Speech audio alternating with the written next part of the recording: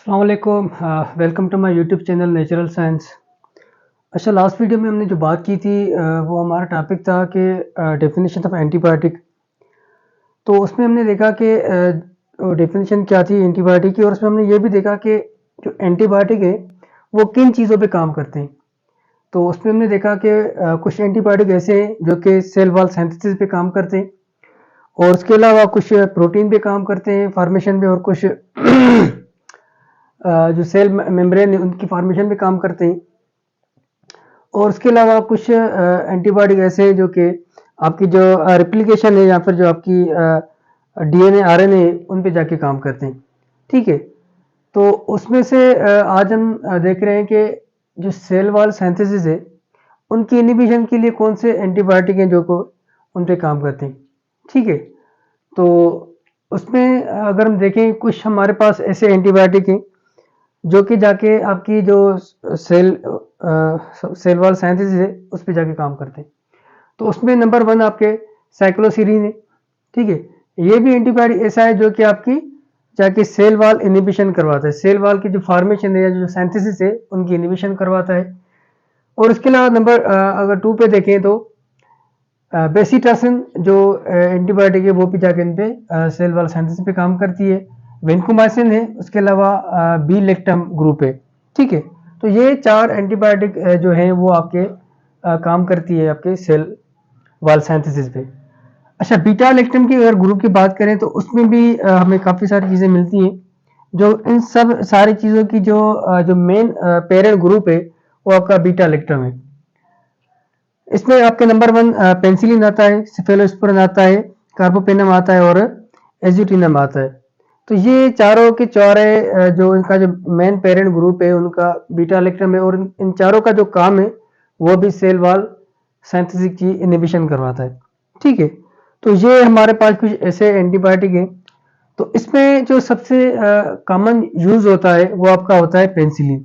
ठीक है, ये जो आपका पेनिसिलिन है ये सबसे कॉमन आपका यूज करते हैं फॉर द सम इन्फेक्शन के लिए। उसके नंबर सेकंड पे जो हम यूज करते हैं वो सिफेलोस्पोरिन है। सिफेलोस्पोरिन में भी कुछ एग्जांपल हैं, जैसे कि आप सेफेक्सिम इस्तेमाल करते हैं वो भी सिफेलोस्पोरिन है, थर्ड जनरेशन।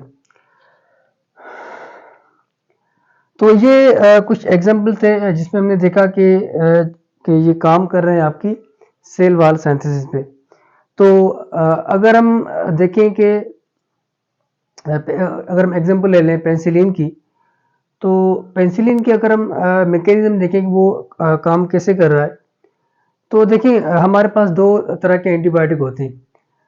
उसमें सबसे पहले आपका आता है ग्राम पॉजिटिव और ग्राम नेगेटिव।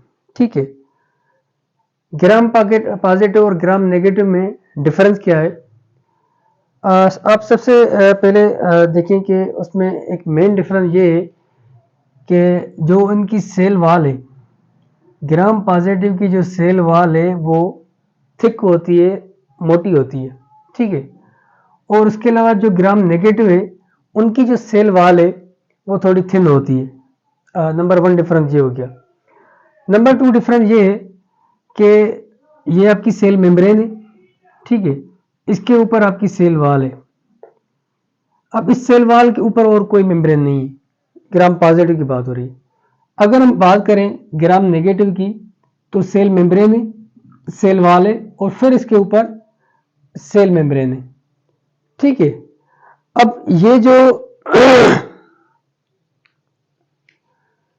ये जो सेल मेम्ब्रेन है, अब ये बड़ा क्रिटिकल रोल प्ले करती है।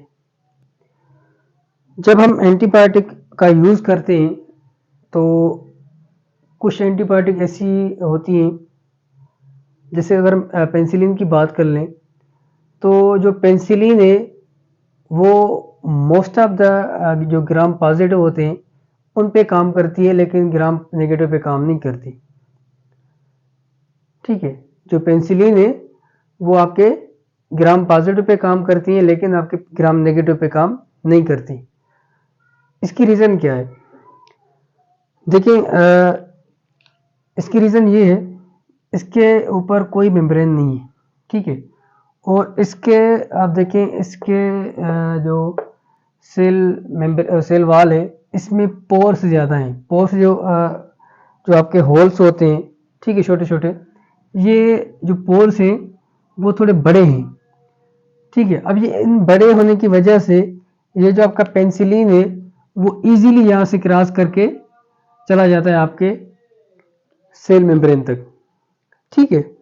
अब यहाँ पे देखें, इनके ऊपर जो है वो सेल मेम्ब्रेन अटैच है, और इन सेल मेम्ब्रेन जो पोर्स हैं वो बिल्कुल छोटे हैं।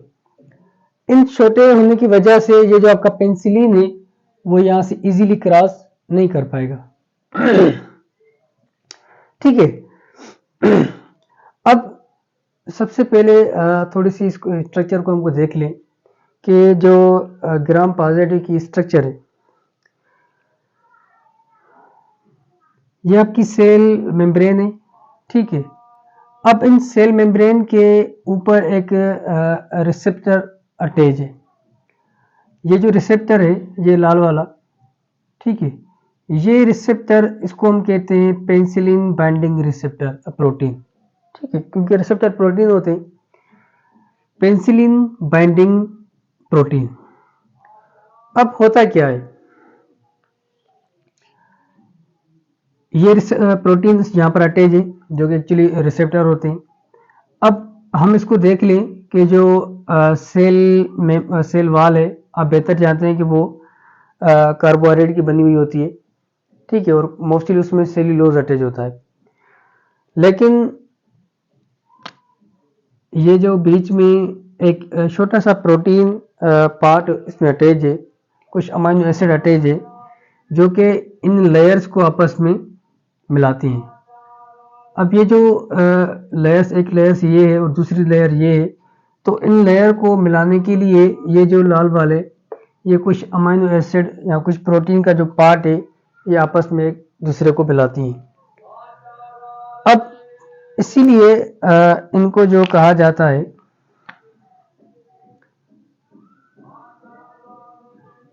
पेप्टाइड्स।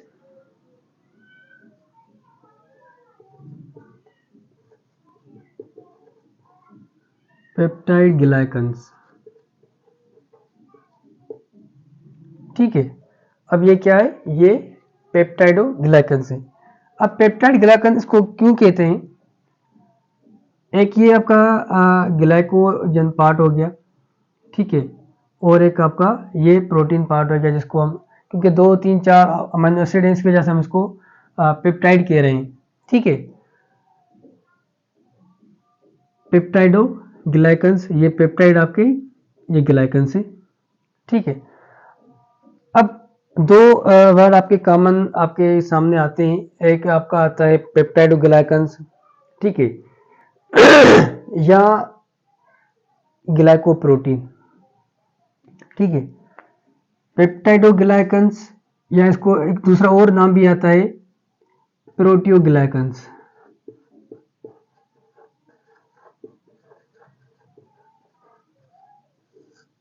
ठीक है। प्रोटियोग्लाइकन्स या पेप्टाइड ग्लाइकन्स एक ही बात है। इसमें जो होगा, इसमें पूरी एक प्रोटीन आपकी होगी, ठीक है, और इस प्रोटीन के साथ एक बड़ा मॉलिक्यूल अटैच होगा आपका कार्बोहाइड्रेट का, ठीक है। एक प्रोटीन होगी, एक या 2, 3 प्रोटीन यहाँ पर अटैच होगी एक बड़े ग्लूकोज कार्बोहाइड्रेट मॉलिक्यूल के साथ, इसको हम कहेंगे प्रोटियोग्लाइकन्स, ठीक है। अब यहाँ पर देखें, यहाँ पर थोड़े से 2-4 अमीनो एसिड थे, 2-4 अमीनो एसिड जो है वो एक बड़े ग्लूकोज या कार्बोहाइड्रेट मॉलिक्यूल को आपस में अटैच कर रही हैं, इस वजह से हम इसको कह रहे हैं पेप्टाइडोग्लाइकन्स, ठीक है, ये आपको समझ आ गई। अब दूसरी चीज आती है ग्लाइकोप्रोटीन, ठीक है, ग्लाइकोप्रोटीन। अब इसमें क्या होगा, इसमें ये होगा कि इसमें कार्बोहाइड्रेट का थोड़ा सा मॉलिक्यूल होगा, और जो मेजॉरिटी होगी आपकी, वो आपकी होगी प्रोटीन की। आप इसको यूं कह सकते हैं कि 10% इसमें कार्बोहाइड्रेट होगा, और जो 90% है वो आपकी इसमें प्रोटीन होगी, लेकिन इसमें 10% आपका प्रोटीन का होगा और 90% आपका कार्बोहाइड्रेट होगा। ठीक है, तो ये बिग डिफरेंस है बिटवीन द प्रोटीओग्लाइकन्स एंड ग्लाइकोप्रोटीन। ठीक है, सुनने में तो ऑलमोस्ट आपको सेम ही लग रहा है, लेकिन इसमें ये बड़ा डिफरेंस है, ग्लाइकोप्रोटीन या प्रोटीओग्लाइकन्स। प्रोटीओग्लाइकन्स में थोड़ा सा अमाउंट प्रोटीन का होगा, बाकी कार्बोहाइड्रेट का होगा, लेकिन ग्लाइकोप्रोटीन में थोड़ा सा अमाउंट कार्बोहाइड्रेट का होगा, लेकिन 90% जो आपका होगा वो प्रोटीन का होगा। ठीक है, तो इस वजह से यहाँ पर प्रोटीन अटैच है, लेकिन यहाँ पर आपका 2-4 अमीनो एसिड अटैच है, जो कि इन दो कार्बोहाइड्रेट चेन को आपस में मिला रही है। इस वजह से इसको हम कह रहे हैं पेप्टाइड ग्लाइकन्स। ठीक है, ये आपको टर्म समझ आ गया। अब क्या हो रहा है, हमने बात की इन पेनिसिलिन की। ठीक है, अब ये जो पेनिसिलिन है,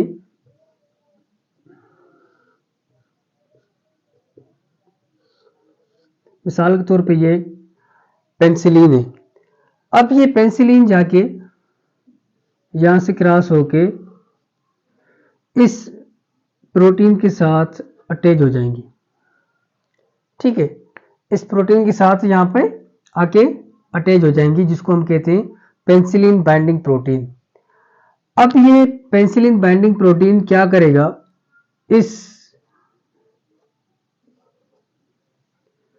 ये जो पेनिसिलिन है इसको एक्टिव करेगा।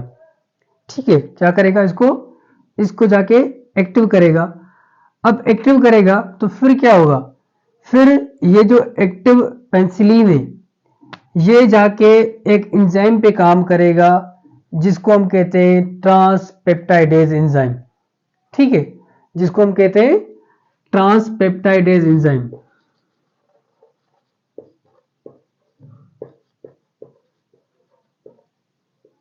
ठीक है, अब ये ट्रांसपेप्टाइडेज एंजाइम जो है, इनका जो फंक्शन है वो क्या करता है कि ये जो प्रोटीन्स हैं इनको अटैच करवाता है इन दोनों के साथ। ठीक है, जब ये दो लेयर्स आपस में अटैच होंगी तो इन पे जो एंजाइम काम करेगा वो करेगा ट्रांसपेप्टाइडेज एंजाइम। ठीक है, अब ये जो ट्रांसपेप्टाइडेज एंजाइम इन दोनों को मिलाएगा, तो अगर हम इन ट्रांसपेप्टाइड एंजाइम की जो एक्टिविटी है उसको हम ब्लॉक कर दें, ठीक है, अब ये जो ब्लॉक हो जाएगा, ठीक है, फिर क्या होगा, फिर ये होगा कि जो ट्रांसपेप्टाइड एंजाइम की एक्टिविटी है वो ब्लॉक हो जाएगी। ये जो पेप्टाइड है यहाँ पे बन रहे हैं, पेप्टाइड ग्लाइकन्स यहाँ जो बन रहे हैं वो बनना बंद हो जाएंगे। तो जब ये बनना बंद हो जाएंगे तो ये जो सेल आपकी वाल है वो आपकी बनना बंद हो जाएगी, ये टूट जाएंगे सारे के सारे। तो ये जो आपका पूरा का पूरा बैक्टीरिया है वो आपका किल हो जाएगा। ठीक है, अब ये ट्रांसपेप्टाइड के एक्टिविटी को क्यों रोकती है, वो इसलिए रोकती है कि जो पेनिसिलिन है, ये जो पेनिसिलिन है ये बीटा लैक्टम ग्रुप की मेन जो उसका पार्ट है। ठीक है, अब ये जो बीटा लैक्टम है ये सारे के सारे बीटा लैक्टम के जो मेन पेरेंट्स है उसमें से बने हुए हैं। तो ये पेनिसिलिन जाके या जो बीटा लैक्टम है वो जाके इस ट्रांसपेप्टाइड एंजाइम की जो एक्टिव पार्ट है या एक्टिव साइट है उस पे जाके अटैच हो जाती है, क्योंकि वो जिस पे काम करते हैं, ये ट्रांसपेप्टाइड है जिस पार्ट पे जाके काम करता है उनका जो ग्रुप है वो और बीटा लैक्टम बोथ सेम है, ऑलमोस्ट बोथ सेम है। ठीक है, मैं आपको थोड़ा सा क्लियर करवाता हूं। देखिए ये एक एंजाइम है, ठीक है, ये एक एंजाइम है। अब ये एंजाइम काम कर रहा है आपके पेप्टाइड्स पे, दो अमीनो एसिड पे जाके काम कर रहा है, उनको आपस में दो अमीनो एसिड को आपस में मिलवा रहा है। तो जिस पे ये काम कर रहा है, ठीक है, ये यहाँ पे आएगा, इसको अटैच करवाएगा, फिर इसको निकालेगा। ठीक है, अब ये जो पार्ट है इनकी स्ट्रक्चर और इन पेनिसिलिन की structure both are almost same होती है, क्योंकि जिसपे ये काम कर रहा है वो भी बीटा लैक्टम की तरह ही होता है और ये भी बीटा लैक्टम ही ग्रुप है। ठीक है, ये भी बीटा लैक्टम ग्रुप है और ये भी इनके ही बने हुए हैं, पेनिसिलिन, सेफलोस्पोरिन, कार्बापेनम, ये चारों के चार है कि इनकी जो मेन पेरेंट रिंग है वो बीटा लैक्टम ही है। ठीक है, अब ये जो बीटा लैक्टम है ये भी रिजेंबल करता है आपके इन पेप्टाइड्स पे, जो कि ये ट्रांसपेप्टाइड एंजाइम जहां पे ये काम कर रहा है। अगर इसकी जगह पे ये पेनिसिलिन आ गया, ठीक है, अब इनकी जगह पे ये पेनिसिलिन आ गया, तो अब क्या हो गई कि ये पेनिसिलिन दिखने में तो इस तरह की थी, तो ये जाके इस पे अटैच हो गई। ठीक है, अब ये जो अटैच हो गई तो ये यहाँ पे जाके फंस गई, क्योंकि एक्चुअल तो वो है ही नहीं ना, उनकी तरह है लेकिन वो एक्चुअल नहीं है। एक्चुअल होती तो इन पे जाके काम करती है, इसको निकाल लेता, फिर दूसरा मालिक लाता, लेकिन ये एक्चुअल वो है ही नहीं। जब वो एक्चुअल नहीं है तो ये पेनिसिलिन उस पर जाके अटैच हो गई, तो इनकी जो एक्टिविटी है, ये एक्टिव साइड पे ये पूरी की पूरी जिसकी ये एक्टिविटी है ट्रांसपेप्टाइड एंजाइम की, वो एक्टिविटी उसकी वहां पे जाके रुक जाएगी। अब वो जो एक्टिविटी यहाँ पे जो रुक जाएगी, तो ये जो पेप्टाइड्स है ये यहाँ पर ये नहीं बनेंगे।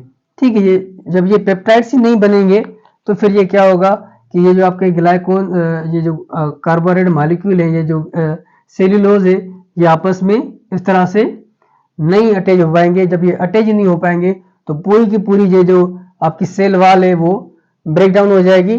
तो इस तरह से आपका जो बैक्टीरिया है वो किल हो जाएगा। ठीक है, आई होप कि आपको ये पूरी टॉपिक समझ आ गई होगी कि जो आपका पेनिसिलिन है वो किस तरह से काम कर रहा है। ठीक है, मैं आपको थोड़ा सा रिपीट करवा लेता हूँ। देखिए, ये सारे के सारे आपके एंटीबायोटिक है जो कि जाके काम करती है आपके cell wall inhibition, synthesis inhibition पे। ठीक है, अब उसमें देखें ये चार मेन थे और उसमें जो बीटा लैक्टम ग्रुप था उनमें भी चार आपके एंटीबायोटिक आते हैं, पेनिसिलिन आती है, सेफलोस्पोरिन, कार्बापेनम और एस्ट्रेनिम। अब ये जो चारों के चार एंटीबायोटिक हैं, इनकी जो स्ट्रक्चर है वो बीटा लैक्टम की बनी हुई होती है। ठीक है, अब ये जो बीटा लैक्टम की बनी हुई है तो ये चारों के चार सेल वॉल सिंथेसिस पे काम कर सकते हैं। अब ये जो बीटा लैक्टम है, बीटा लैक्टम की स्ट्रक्चर और इन पेप्टाइड्स की स्ट्रक्चर ऑलमोस्ट सेम होती है। ठीक है, अब ये जो पेप्टाइड्स यहां पर बन रहे हैं, इनको बनाने के लिए जो एंजाइम काम कर रहा है वो ट्रांसपेप्टाइड एंजाइम है। ठीक है, अब ये जो ट्रांसपेप्टाइड एंजाइम काम कर रहा है तो इनको हम इस काम को हमने ब्लॉक करना है। ठीक है, अब जब इस काम को ब्लॉक करने के लिए हमें इस तरह का कोई एंटीबायोटिक या ऐसा कोई केमिकल चाहिए जो कि उसकी एक्टिव साइड पे जाके अटैच हो जाए। जब वो उसकी एक्टिव साइड पे जाके अटैच हो जाएगा, ब्लॉक कर देगा उसकी एक्टिविटी को, तो जाहिर सी बात है एंजाइम की एक्टिविटी ब्लॉक हो जाएगी।